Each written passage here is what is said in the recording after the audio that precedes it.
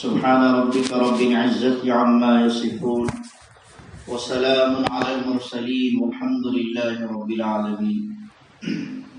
اللهم صل على سيدنا محمد وعلى آل سيدنا محمد وبارك وسلم. قابل قدر اساتذہ کرام، عزیز طلباء، آج ہم ہمارے اس ملک کی آزادی کا 75واں سالگرہ منا رہے ہیں. ہمارے اس ملک کو آزاد ہوئے 75 سال ہو گئے، اور اس ملک کو آزاد کرانے میں ہر قوم کا، ہر طبقے کا حصہ شامل ہے. لیکن مسلمانوں کی قربانیاں اور مسلمانوں کا حصہ دوسروں سے کہیں زیادہ ہے، کیونکہ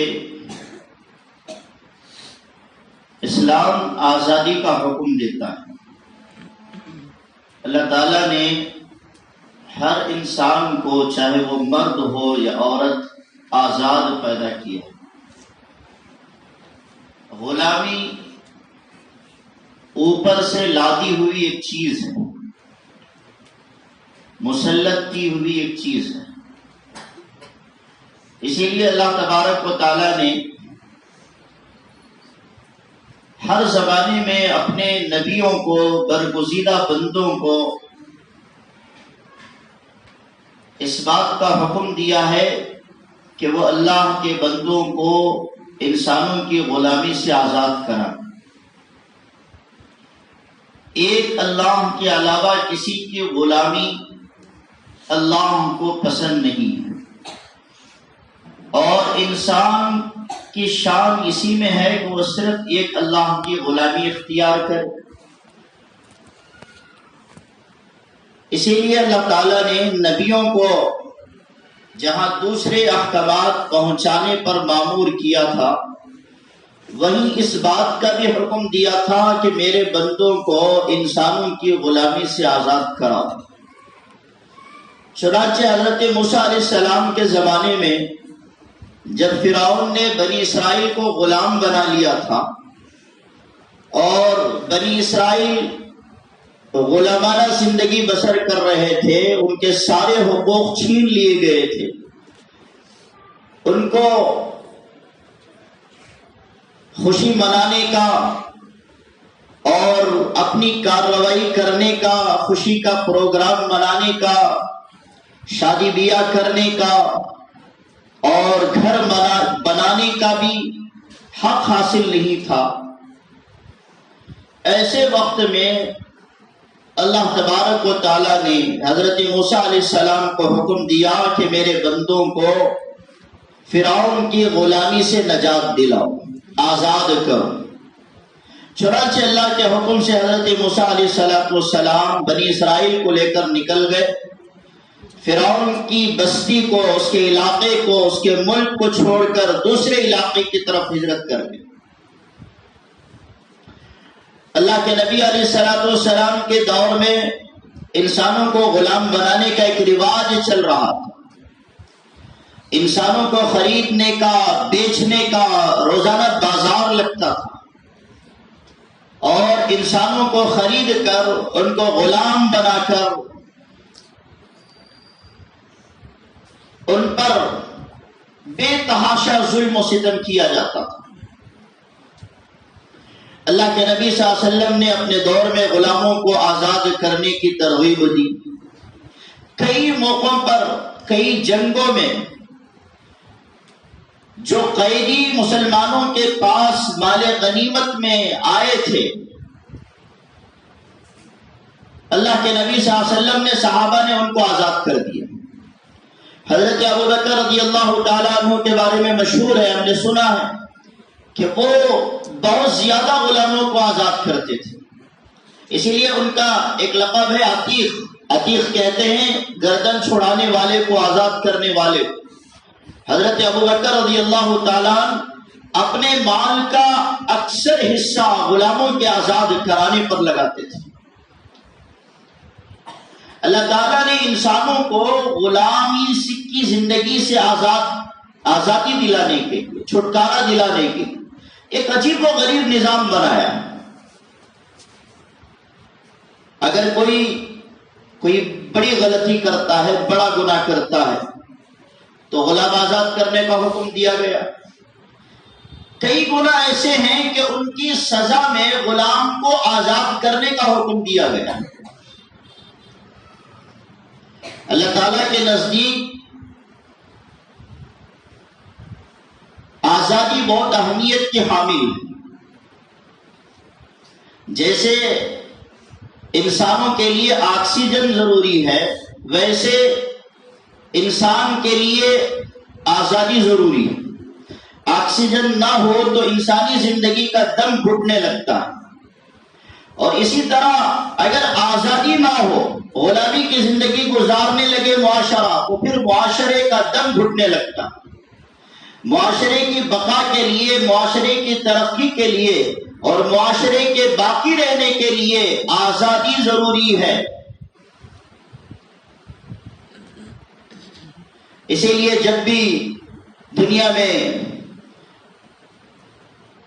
لوگوں کی طرف سے غلامی کے فیصلے ہوتے تھے، قوانین بنتے تھے، اور کسی ملک پر، کسی علاقے پر زبردستی قبضہ کر لیا جاتا تھا، تو اس علاقے کے لوگ بالخصوص مسلمان آزادی حاصل کرنے کی پوری کوشش کرتے تھے۔ اور ہمارا ملک جب انگریزوں کے قبضے میں چلا گیا تو اس وقت سب سے زیادہ مسلمانوں نے ہندوستان کو آزاد کرانے کی کوشش و فکر کی۔ سب سے زیادہ قربانیاں مسلمانوں نے دی۔ کیوں؟ اس لیے کہ ملک مسلمانوں سے چھینا گیا۔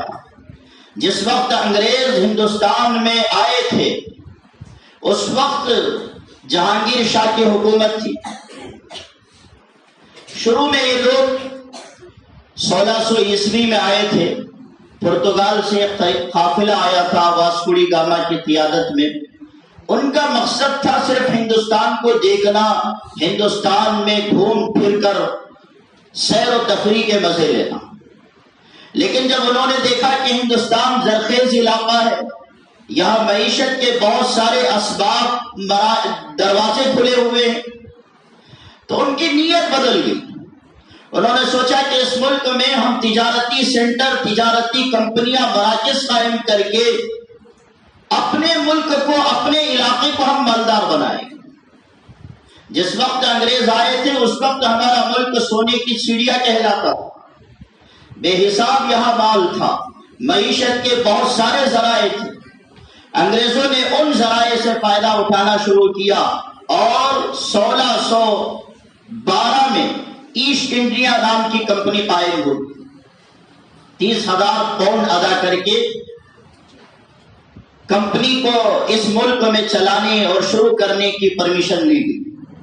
اس وقت کا جو بادشاہ تھا مسلمانوں کا، جہانگیر،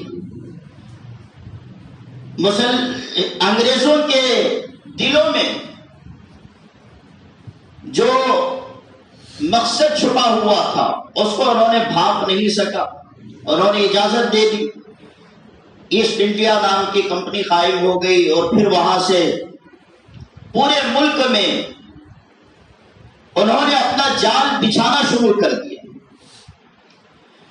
اورنگزیب عالمگیر رحمت اللہ علیہ کے زمانے تک یہ صرف تجارت کرتے تھے ایسٹ انڈیا نام کی کمپنی سے۔ انگریز صرف تجارت کرتے تھے، دوسرا ان کا کوئی مقصد ظاہر نہیں ہوا تھا۔ حالانکہ ان کا مقصد تو یہ تھا کہ ہم اس ملک کو غلام بنائیں گے، یہاں کی حکومت کو ختم کر کے یہاں اپنی حکومت قائم کریں گے، یہ ان کا مقصد تھا۔ لیکن اس مقصد کو انہوں نے اورنگزیب عالمگیر رحمت اللہ علیہ کے انتقال تک ظاہر نہیں کیا۔ جب اورنگزیب عالمگیر رحمت اللہ علیہ کا انتقال ہوا تو اس کے بعد احمد شاہ اس ملک کے حاکم بنے، اس ملک کے بادشاہ بنے۔ ان کے دور میں ملک طوائف الملوکی کا شکار ہو گیا، بہت سارے حصوں میں ریاستیں تقسیم ہو گئی۔ ریاستوں نے خود مختار ریاستوں کا اعلان کر دیا، اپنی اپنی حکومتیں الگ بنا۔ تو اس وقت بنگال میں انگریز تھے، ان کا دبدبہ اس وقت قائم ہو چکا تھا۔ انہوں نے کہا کہ اب بنگال ہمارا ہے۔ بنگال کو انہوں نے اپنے قبضے میں لے لیا، اپنے کنٹرول میں لے لیا، اور اپنی حکومت کا اعلان کر دیا کہ ہم احمد شاہ کی حکومت کو اور اس کے اصول کو، اس کے قوانین کو نہیں مانتے ہیں۔ اب ہمارا دستور چلے گا، ہمارے اصول یہاں چلیں گے، اور ہم اپنی حکومت کے تحت کام کریں۔ صرف حکومت انہوں نے نہیں بنائی بلکہ اپنی فوج بھی بنائی۔ احمد شاہ کے دور میں یہ شروع ہوا، اور پھر اس کے بعد مسلمانوں کی طرف سے انگریزوں کو اس ملک سے نکالنے اور ان کے قبضے کو ختم کرنے کی لگاتار کوششیں ہوتی گئی۔ سراج الدولہ جو بادشاہ تھے، سن 1757 میں انہوں نے انگریزوں کے خلاف بنگال پر حملہ کیا اپنی فوج کو لے کر، اور اس وقت اگر میر صادق کی غداری نہ ہوتی تو وہ علاقہ پورا کا پورا فتح یاب ہو جاتا۔ بنگال سراج الدولہ کے کنٹرول میں آ جاتا اور وہاں سے انگریز دم دبا کر بھاگنے پر مجبور ہو جاتا، لیکن اپنوں کی غداری کی وجہ سے وہ جنگ شکست میں تبدیل ہو گئی۔ نواب سراج الدولہ کو شکست ہوئی، اور پھر اس کے بعد 1782 میں حضرت ٹیپو سلطان شہید رحمت اللہ علیہ نے ہندوستان میں میسور میں انگریزوں کے خلاف انہوں نے لڑائی کا اعلان کیا، انگریزوں کے خلاف انہوں نے بغاوت کا اعلان کیا، اور 4 جنگیں انگریزوں کے خلاف لڑی۔ اس بات کو یاد رکھیے، ہم میں سے اکثر حضرت ٹیپو سلطان شہید رحمت اللہ علیہ کے نام کو تو جانتے ہیں، لیکن انہوں نے کتنی جنگیں لڑی تھی اور قربانی ان کی کیسی تھی، ان کی کیا سیرت تھی، اس سے ہم بہت کم لوگ واقف ہیں۔ ہم میں سے بہت کم لوگ جانتے ہیں کہ حضرت ٹیپو سلطان شہید رحمت اللہ علیہ نے اپنے دور میں 4 جنگیں لڑی تھی۔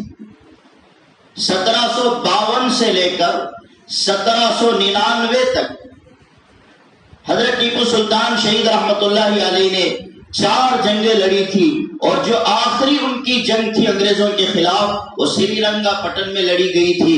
اسی میں ان کا انتقال بھی ہوا، ان کی شہادت ہوئی، اور اس ملک کے لیے لڑتے ہوئے انہوں نے اپنی جان کا نذرانہ پیش کر دیا، اپنی جان قربان کر دی۔ اگر اس جنگ میں بھی اپنوں کی غداری نہ ہوتی اور ان کے وزیر کی غداری نہ ہوتی، بے وفائی نہ ہوتی، تو وہ جنگ انگریزوں کے خلاف وہ جیت جاتی۔ 1784 میں انہوں نے جو جنگ لڑی تھی میسور میں، اس جنگ کو انہوں نے جیتا تھا، اس میں ان کو فتح حاصل ہوئی تھی۔ انگریز ان کی طاقت کو اور ان کی سمجھداری کو، ان کے تجربے کو سمجھتے تھے، اس لیے انگریز ان سے 4 ہاتھ دور رہتے تھے۔ جس وقت حضرت ٹیپو سلطان شہید رحمت اللہ علیہ کا انتقال ہوا تھا، آپ کی شہادت ہوئی تھی، لاش نیچے گری ہوئی تھی، اس فوج کا جو جرنیل تھا اس کو تک اس فوج میں آنے کی ہمت نہیں ہو رہی، وہ کہیں اور بیٹھ کر کمانڈ کر رہا تھا، کہیں اور بیٹھ کر اپنی فوج کو، اپنے لشکر کو روانہ کیا تھا، اور وہاں سے وہ گائیڈ کر رہا تھا، وہاں سے وہ خبر لے رہا تھا کہ کیا ہو رہا۔ اندازہ لگائیے حضرت ٹیپو سلطان شہید رحمت اللہ علیہ کتنے بہادر تھے۔ جرنیل، فوج کا جرنیل، وہ خود اس میں حصہ نہیں لیا، اور جب حضرت ٹیپو سلطان شہید رحمت اللہ علیہ کا انتقال ہو گیا، آپ کی لاش نیچے گری ہوئی تھی، تو یہ جرنیل ہاؤس تک جب یہ خبر پہنچی تو وہ وہاں سے آیا، اور آ کر حضرت ٹیپو سلطان شہید رحمت اللہ علیہ کے سینے پر اس نے پاؤں رکھا، پیر رکھا، اور اس کے بعد کہا کہ اب ہندوستان ہمارا، اب کسی کے مائی کے لال میں وہ دم نہیں کہ ہندوستان ہم سے چھین سکے۔ ایک مرد مجاہد تھا جس سے ہم گھبراتے تھے، جس سے ہم ڈرتے تھے، جس کے تدبیروں سے، جس کے حملوں سے، جس کے حوصلوں سے ہم کامتے تھے، آج اس کا انتقال ہو گیا. آج کے بعد ہمیں کسی کے ڈر کی ضرورت نہیں, ہمیں کسی سے ڈرنے کی ضرورت نہیں. چنانچہ یہ 1800 کا دور ختم ہوا, 1700 کا دور ختم ہوا. 1800 کا دور جب شروع ہوا, 1803 میں حضرت شاہ عبدالعزیز محدث دہلوی رحمۃ اللہ علیہ کے ایک فرزند شاہ عبدالعزیز رحمۃ اللہ علیہ نے ایک فتویٰ دیا انگریزوں کے خلاف. فتویٰ کیا تھا؟ انہوں نے اس ملک کو دارالحرب کہا اور دارالحرب میں انہوں نے جہاد کو فرض قرار دے دیا. حضرت شاہ عبدالعزیز محدث دہلوی رحمۃ اللہ علیہ نے کہا کہ انگریز اس وقت ہمارے ملک پر حاوی ہو چکے ہیں, ہمارے ملک پر قابض ہو چکے ہیں, ہمارے ملک کو اپنے کنٹرول میں لے چکے ہیں. تو یہ ملک اس وقت جمہوری ملک نہیں رہا بلکہ یہ تو دارالحرب بن چکا ہے. اب انگریزوں کے خلاف جہاد کرنا ضروری ہے, فرض ہے. جب یہ فتویٰ پورے ملک میں پھیلا, جگہ جگہ مسلمانوں نے اپنی طرح سے کوششیں شروع کر دی, تحریکیں شروع ہو گئی. کئی تحریکیں اسی فتوے کے بعد وجود میں آئی مسلمانوں کی. انفرادی طور پر, اجتماعی طور پر مسلمانوں نے انگریزوں کے خلاف محاذ کھول دیا. اسی فتوے کے نتیجے میں 1857 میں دارالعلوم دیوبند میں ایک مشورہ ہوا تھا 1857 سے پہلے, اور انگریزوں کے خلاف منظم جنگ کرنے کا فیصلہ ہوا. اسی فیصلے کے نتیجے میں 1857 کی جنگ آزادی شاملی کے میدان میں لڑی گئی تھی. مظفر نگر کے شاملی کے میدان میں 2 محاذ بنائے گئے تھے. ایک محاذ پر حضرت مولانا رشید احمد گنگوئی رحمۃ اللہ علیہ تھے اور دوسرے محاذ پر حضرت مولانا قاسم نانوتوی رحمۃ اللہ علیہ تھے. یہ دونوں 2 محاذوں کے 2 جماعتوں کے کمانڈر تھے, اور ان کے جو چیف تھے, ان کے جو جرنیل تھے, وہ حضرت حاجی امداد اللہ مہاجر مکی رحمۃ اللہ علیہ تھے. 1857 کی جنگ آزادی پہلی منظم جنگ آزادی تھی. اور ایک چھپی ہوئی حقیقت کو میں آپ کے سامنے رکھنا چاہتا ہوں. اس سے پہلے ہمارے جتنے برادران وطن تھے انہوں نے باضابطہ مسلمانوں کا ساتھ نہیں دیا تھا, انہوں نے باضابطہ جنگ آزادی کی تحریک میں کوئی حصہ نہیں لیا تھا. 1857 کے بعد سے برادران وطن مسلمانوں کے ساتھ جڑتے گئے, ہر تحریک میں حصہ لیتے گئے. اس سے پہلے 100 سال تک صرف مسلمانوں نے اپنے دم پر انگریزوں کے خلاف جنگ کی. 1857 سے پہلے 100 سال تک مسلمانوں نے صرف اپنے دم پر انگریزوں کے خلاف جنگ لڑی.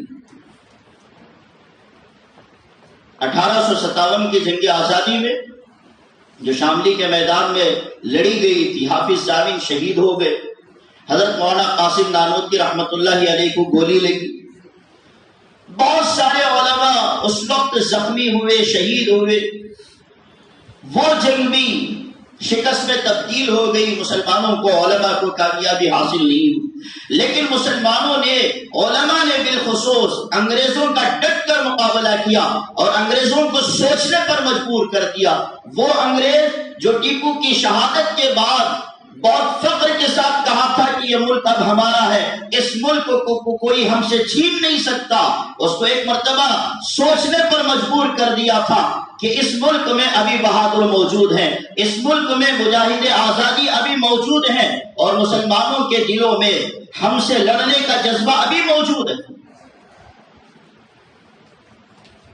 یہ جب جنگ ختم ہوئی اس کے بعد ایک مشورہ ہوا انگریزوں کے درمیان. اس مشورے میں انگلینڈ سے بہت سارے مفکر آئے تھے, تحقیق نگار آئے تھے. انہوں نے آپس میں بیٹھ کر یہ مشورہ کیا, آپس میں بیٹھ کر یہ ڈسکس کیا کہ آخر مسلمانوں کے اندر ہمارے خلاف اتنی نفرت کیوں پیدا ہو گئی.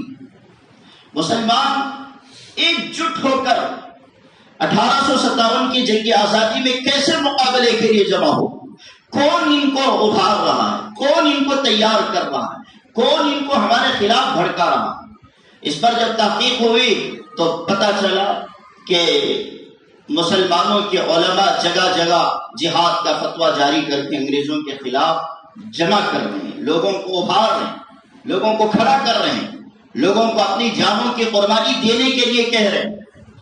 تو چنانچہ علماء کو ٹارگٹ کیا گیا، اور 1857 کے بعد سے تاریخ اٹھا کر دیکھ لے، میں کوئی اپنی طرف سے بات نہیں کر رہا ہوں، مسٹر ایڈورڈ ٹامسن جو انگریزی مورخ ہے انگلینڈ کا، برطانیہ کا، اس نے کتاب لکھی ہے، وہ اس وقت ہندوستان میں تھا، 1857 کے بعد کے حالات کو اس نے اپنی آنکھوں سے دیکھا ہے، اور اس نے اپنی لائبریری میں ان کتابوں کی شکل میں اس کو جمع کیا ہے، کتابوں میں لکھ کر۔ وہ خود لکھتا ہے کہ 1863 سے لے کر 1867 تک 3 سالوں میں قرآن کریم کے 3 لاکھ نسخوں کو جلا دیا گیا۔ صرف دلی میں 1000 مدرسوں پر بلڈوزر چلا دیا گیا، مسلمانوں کے مساجد کو ٹارگٹ کیا گیا، مسلمانوں کے علماء کو پھانسی پر لٹکا دیا گیا، اور دلی کی چاندنی چوک سے لے کر خیبر تک کوئی درخت، کوئی جھاڑ ایسا نہیں ملتا تھا جس میں کسی عالم کی گردن کو نہ لٹکایا گیا۔ میں روزانہ جب صبح میں واک کے لیے نکلتا تو ہر درخت پر مجھے کسی نہ کسی عالم کی، مسلمان کی لاش لٹکتی ہوئی نظر آتی تھی۔ مسٹر ایڈورڈ ٹامسن اپنی یادداشت میں آگے لکھتا ہے کہ دلی میں جامع مسجد کے پیچھے ایک مذبح خانہ بنایا گیا تھا، اس میں ایک علاوہ تھا آگ کا۔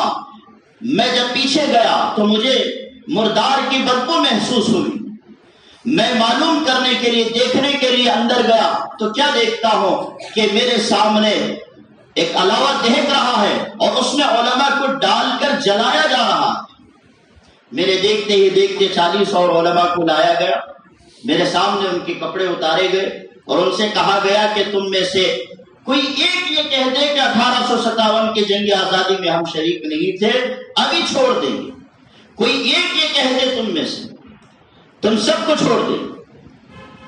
ٹامسن کہتا ہے کہ میرے پیدا کرنے والے کی قسم 40 میں سے کوئی ایک بھی ایسا نہیں تھا جس نے یہ کہا ہو کہ ہم 1857 کی جنگ آزادی میں شریک نہیں تھے۔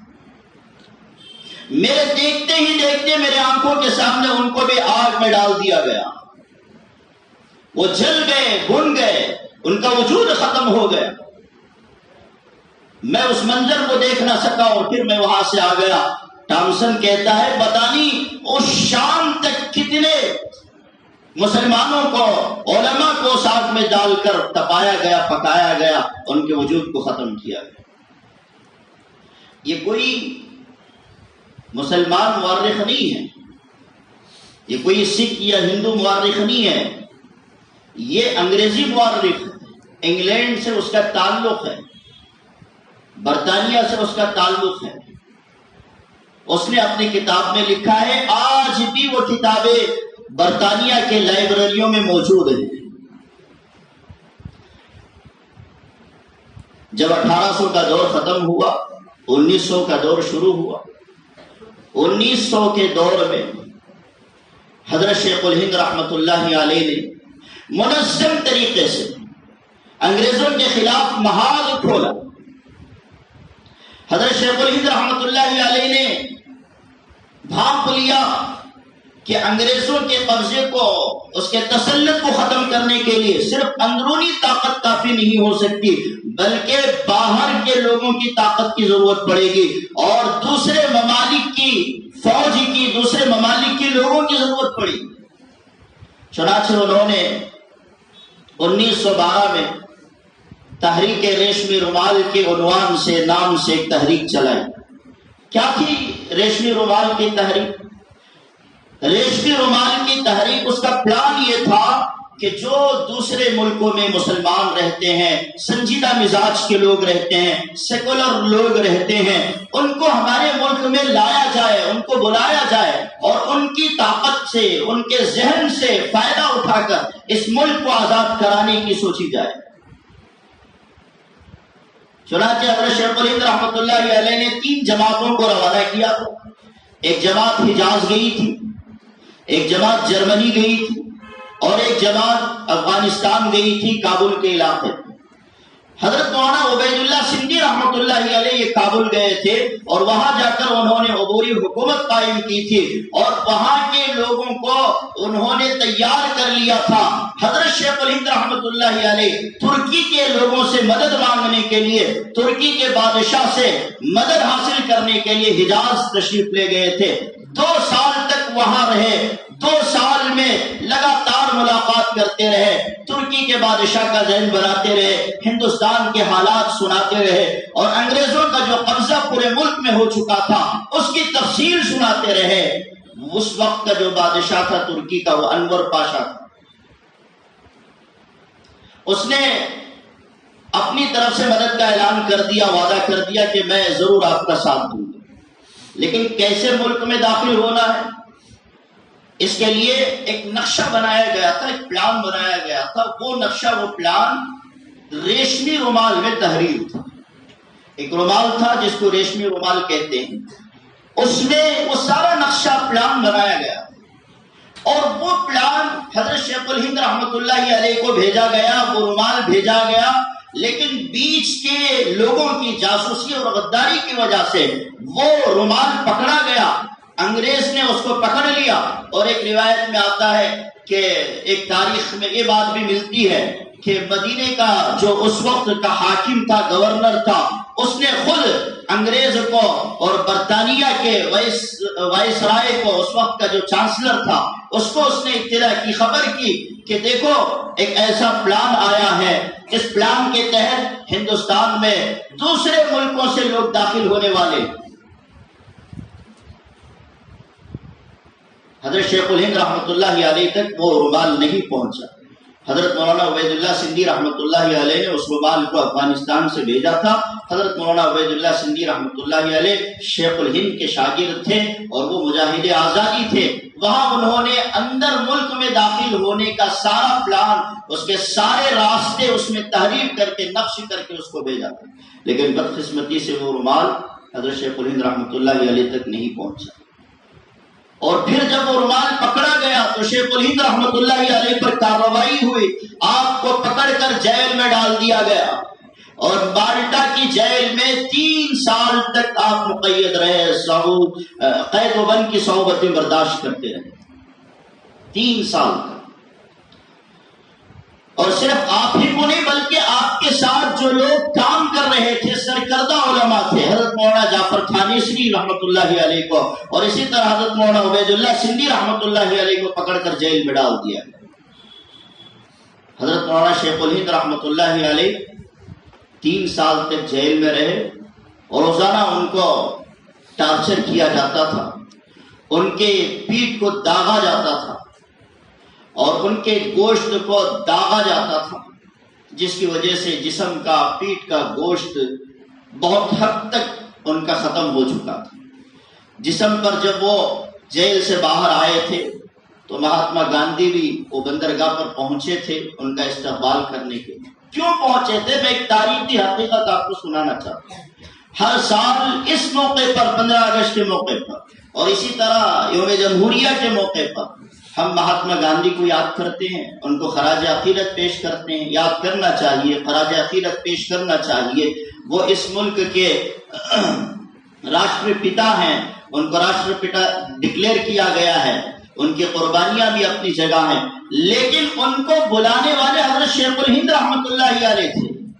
یہی شیخ الہند حضرت مولانا محمود الحسن رحمۃ اللہ علیہ تھے جنہوں نے ان کو افریقہ سے بلایا تھا اور ان کی خداداد صلاحیتوں سے فائدہ اٹھانے کی کوشش کی تھی۔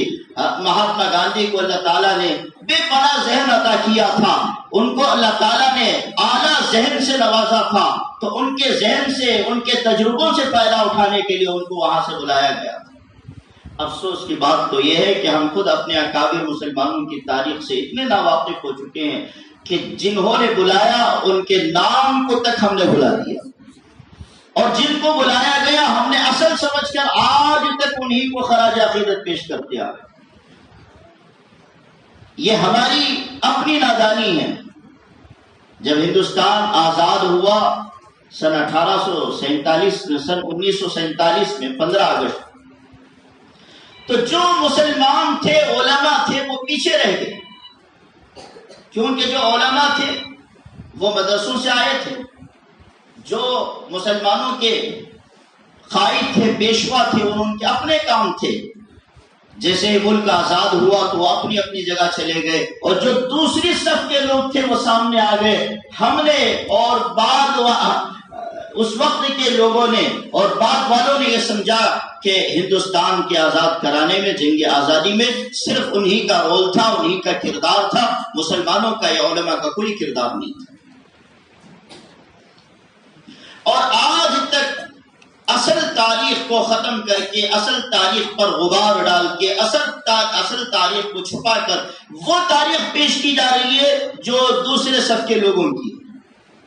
مسلمان تو پہلی صف میں تھے، مسلمان تو سب سے آگے تھے، کیونکہ مسلمانوں کو ہی زیادہ غم تھا اس ملک کے انگریزوں کے قبضے میں چلا جانے کا، کیونکہ جس وقت انگریز آیا تھا اس وقت مسلمان اس ملک کے حاکم تھے، مسلمانوں کے پاس حکومت تھی، مسلمانوں سے یہ حکومت چھینی گئی۔ اسی لیے مسلمانوں کو اس کا سب سے زیادہ غم تھا، اور سب سے زیادہ فکر مسلمانوں کو تھی کہ کیسے ہم دوبارہ اس ملک کو آزاد کرائیں۔ لہذا مسلمانوں کی قربانیاں بے حساب ہیں، بے شمار ہیں۔ اگر ان کو تفصیل سے پیش کیا جائے، سنایا جائے تو بہت لمبا وقت لگے گا، کئی کتابیں لکھی جا چکی ہیں۔ مختصر عرض یہ ہے کہ مسلمانوں کی قربانیاں اتنی زیادہ ہیں کہ مسلمانوں کی قربانیوں کو اگر نظر انداز کر دیا جائے، مسلمانوں کی تاریخ کو اگر جنگ آزادی کی تاریخ سے نکال دیا جائے تو جنگ آزادی کی تاریخ ادھوری رہ جائے گی، اور اگر مسلمان نہ ہوتے تو شاید یہ ملک کبھی آزاد نہ ہوتا۔ شاید کیا بلکہ یقینی طور پر یہ کہا جائے گا کہ یہ ملک آزاد نہیں ہو سکتا۔ مسلمانوں نے اپنی جانوں کا نذرانہ پیش کیا، لاکھوں مسلمان شہید ہو گئے، مسلمانوں نے اپنے جان و مال کی اور اپنے تن من دھن کی قربانی دی، جس کی بنیاد پر یہ ملک آزاد ہوا۔ ہر طرح سے کوششیں کی، انفرادی طور پر بھی مسلمانوں نے کوششیں کی اور اجتماعی طور پر بھی کوششیں کی، بہت ساری تحریکیں چلائی۔ تحریک بالا کوٹ مسلمانوں کی تحریک، تحریک موالات مسلمانوں کی تحریک، تحریک ریشمی رومال مسلمانوں کی تحریک، ہندوستان چھوڑو جو تحریک تھی وہ مسلمانوں کی تحریک۔ بزرگ اور عزیز طلبہ، ہمیں چاہیے کہ ہم اپنے مجاہدین آزادی کی تاریخ کو یاد رکھیں، پڑھیں اور اس کو دوسروں تک پہنچانے کی کوشش کریں، کیونکہ 75 سال تو ہو چکے ہیں اس ملک کو آزاد ہوئے، لیکن آج تک ہم خود اپنی قربانی اپنی آزادی کے اصل تاریخ سے نہ واقف ہیں۔ گنے چنے چند نام لیے جاتے ہیں، وہی نام جگہ جگہ ذکر کیے جاتے ہیں، بار بار ذکر کرنے کی وجہ سے ہم نے یہ سمجھا کہ یہ اصل فریڈم فائٹر ہیں، اور ہمارے مسلمانوں کا، ہمارے بڑوں کا، ہمارے آبا اور اجداد کا اس میں کوئی حصہ نہیں رہا۔ انہوں نے جنگ آزادی میں جنگ آزادی میں کوئی حصہ نہیں لیا، ہم یہی سمجھتے ہیں، اور نئی نسل یہی سمجھ رہی ہے۔ اس لیے ضرورت اس بات کی ہے کہ ہم جنگ آزادی کے لیے مسلمانوں کی طرف سے جو قربانیاں ہوئی تھی ان قربانیوں کو یاد کریں، ان قربانیوں کو یاد رکھیں، اور نئی نسل تک، آنے والی جو نسل ہے اس نسل تک اصل قربانی کی تاریخ کو، آزادی کی تاریخ کو پہنچانے کی کوشش کریں۔ ورنہ آج کل بہت ساری جگہوں سے، کتابوں سے مسلمانوں کے ناموں کو، ان کی ہسٹری کو، ان کی تاریخ کو نکالا جا رہا ہے، ختم کیا جا رہا ہے۔ ہو سکتا ہے کہ آئندہ چند سالوں میں پوری طرح سے مسلمانوں کی تاریخ کو ختم کر دیا جائے۔ ہماری یہ ذمہ داری ہے کہ ہم تاریخ یاد رکھیں۔ جو قوم اپنے ماضی کو یاد نہیں رکھتی، اپنے اکابر اسلاف کی قربانیوں کو یاد نہیں رکھتی، اس قوم کو دنیا کے نقشوں سے مٹا دیا جاتا ہے، ختم کر دیا جاتا ہے۔ اس لیے ہم اپنی تاریخ کو یاد رکھیں، اور جہاں جہاں کوئی یہ کہے کہ تم اس ملک میں کرایہ دار ہو، تو ہم سینہ ٹھوک کر کہیں کہ ہم اس ملک کے حصے دار، ہم اس ملک کے اصل باشندے ہیں، ہم کہیں سے نہیں آئے ہیں بلکہ اس ملک کے اصل باشندے، یہی پیدا ہوئے ہیں، یہی جی رہے ہیں اور یہی مریں گے۔ ہم سینہ تان کر، سینہ ٹھوک کر کہتے ہیں۔ اگر ہمیں تاریخ معلوم نہ ہو تو پھر ہم کیا کہیں؟ اگر کوئی کہے گا کہ تمہارے مسلمانوں میں سے کسی نے کوئی حصہ نہیں لیا تھا، کسی ایک فریڈم فائٹر کا نام بتا دو، وہی ایک نام ہمیں یاد ہے، حضرت ٹیپو سلطان شہید رحمۃ اللہ علیہ، لیکن ان کی سیرت کے بارے میں اکثر لوگوں کو کوئی علم نہیں، انہوں نے کتنی جنگیں لڑی تھی کسی کو پتہ نہیں۔ بہت کم لوگ ہیں جو حضرت ٹیپو سلطان شہید رحمۃ اللہ علیہ کو فریڈم فائٹر کی حیثیت سے جانتے، ورنہ وہ ایک قصہ ان کی بہادری کا یاد ہے، اسی قصے سے مشہور ہو گئے، ہم نے اسی قصے کے ساتھ ان کو یاد رکھا ہے، اسی قصے کے ساتھ ان کو جوڑ رکھا ہے، اور نئی نسل کو یہی سمجھا رہے ہیں کہ بس وہ ایک واقعہ تھا جس کی وجہ سے حضرت ٹیپو سلطان شہید رحمۃ اللہ علیہ مشہور ہو گئے، بہادر بنے۔ انہوں نے 4 جنگیں لڑی تھی اور ملک کے لیے اپنی جان گنوائی تھی، اپنی جان کا نذرانہ پیش کیا تھا، انگریزوں سے لڑتے ہوئے وہ شہید ہوئے تھے۔ فریڈم فائٹر کی حیثیت سے بہت کم لوگ جانتے ہیں۔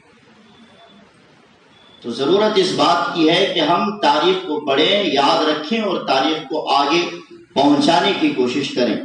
اللہ سے دعا ہے کہ اللہ تبارک و تعالی ہمارے اکابر اور اسلاف کی قربانیوں کو قبول فرمائیں۔ اللہ تعالیٰ ان کے قربانیوں کے بدلے اس ملک میں آزادی کے تقاضوں کو پورا کرنے کی صحیح شکلیں پیدا فرمائیں۔ اللہ تعالیٰ اس ملک کے حکمرانوں کو، باشندوں کو سیکولر بن کر اور سیکولر کے جتنے تقاضے ہیں ان کو پورا کرنے کی توفیق عطا فرمائیں۔ اللہ تعالیٰ اس ملک کو امن و امان کا گہوارہ بنائے، نفرتوں، عداوتوں اور دشمنیوں کو ختم فرمائے۔ اللہ تعالیٰ ہمارے اس ملک کو مزید ترقیات سے نوازے۔ وآخر دعوانا ان الحمد للہ۔